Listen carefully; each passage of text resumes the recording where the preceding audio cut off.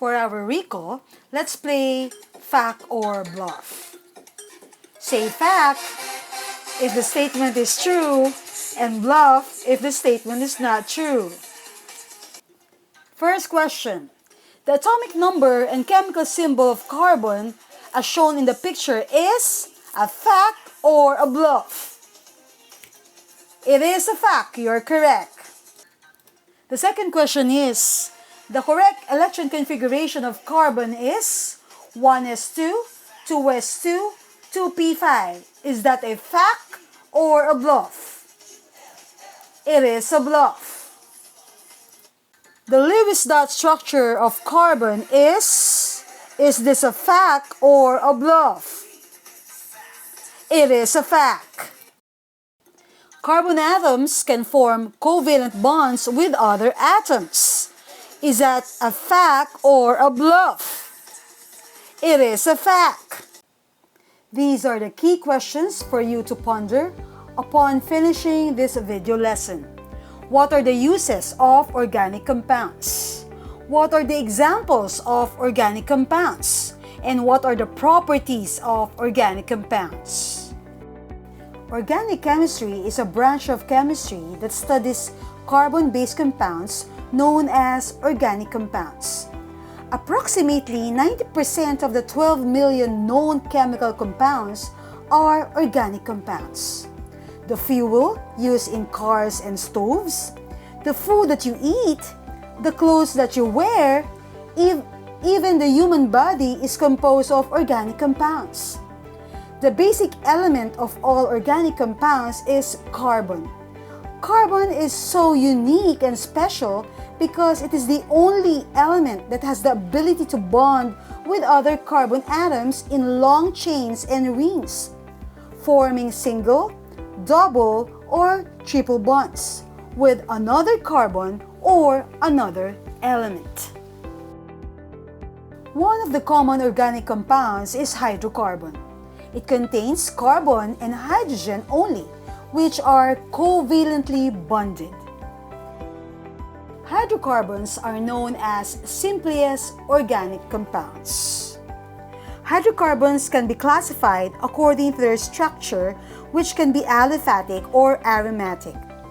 Aliphatic hydrocarbons do not have rings. Instead, they form chains of carbon and hydrogen. They may have saturated or unsaturated. On the other hand, aromatic hydrocarbons have rings that may contain single bond and double bonds.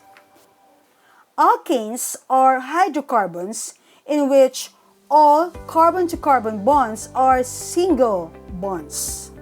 Alkenes and alkynes are unsaturated hydrocarbons. This means that they have at least one carbon-to-carbon double bond or triple bond. The next question is, how to name hydrocarbon molecules? Determine first the type of bond. Is it a single, double, or triple bond? Next is the type of carbon compound. For single bond, it is a saturated hydrocarbon. For double and triple bond, it is unsaturated hydrocarbon. Saturated hydrocarbon are alkanes, while unsaturated hydrocarbons are alkenes and alkynes. Notice that their suffixes changes. A and E for alkane, single bond, E and E for alkenes, double bond, Y and E for alkynes for triple bond. We also take note of the number of carbon atoms in naming. Then look for its equivalent prefixes.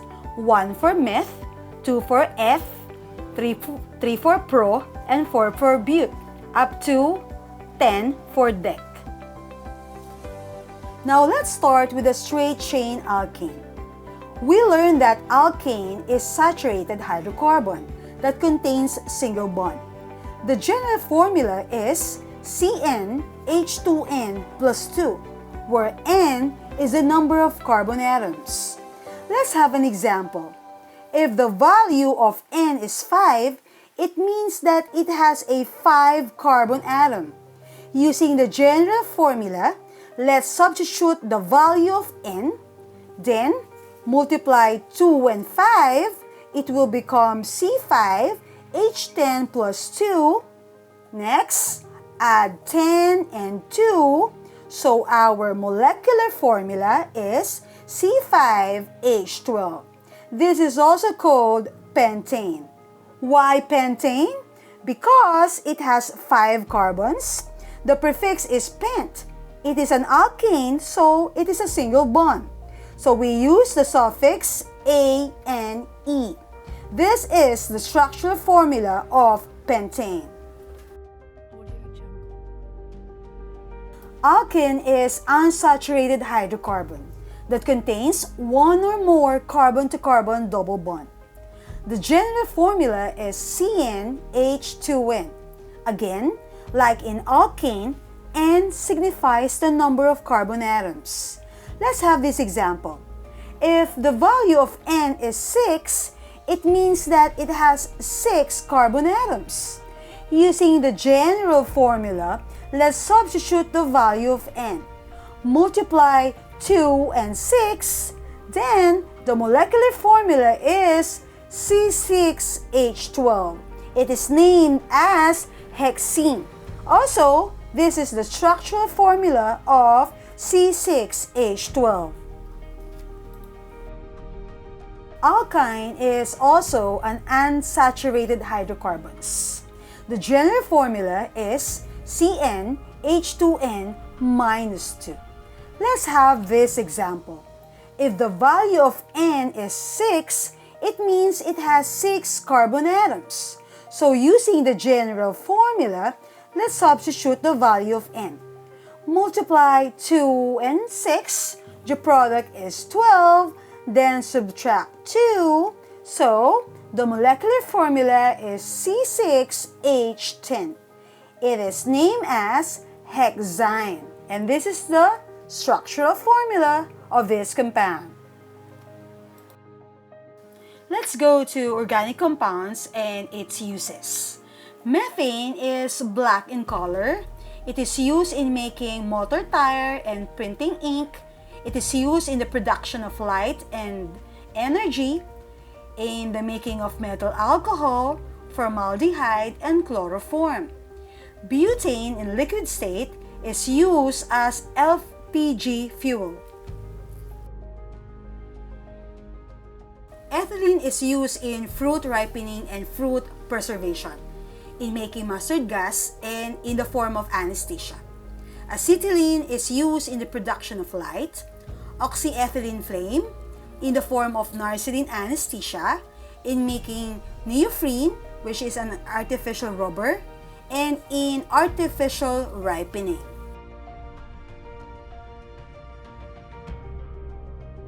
Methyl alcohol is used in the making of methylated spirit, artificial color, varnish and polish, mixing with petrol, and utilized as fuel of engines.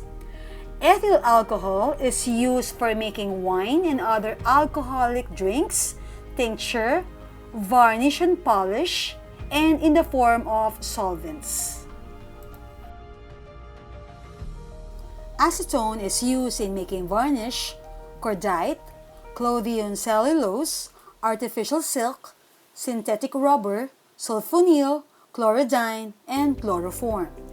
Acetic acid is used as laboratory reagent in the form of vinegar and in making sauces and jelly.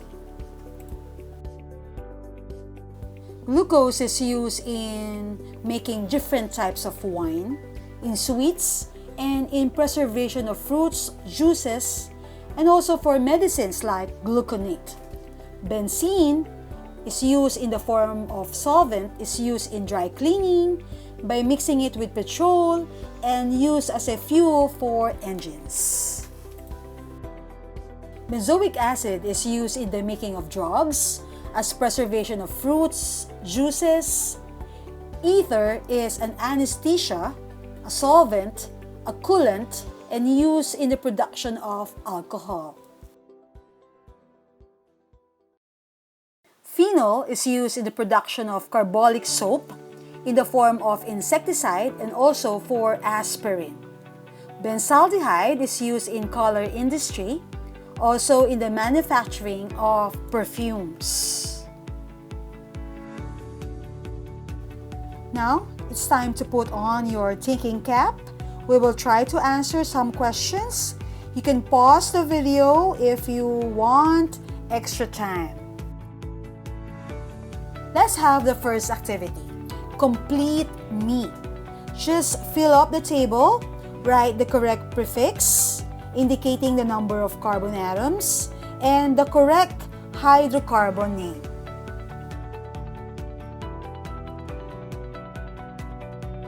Okay, let's check your work, and these are the answers.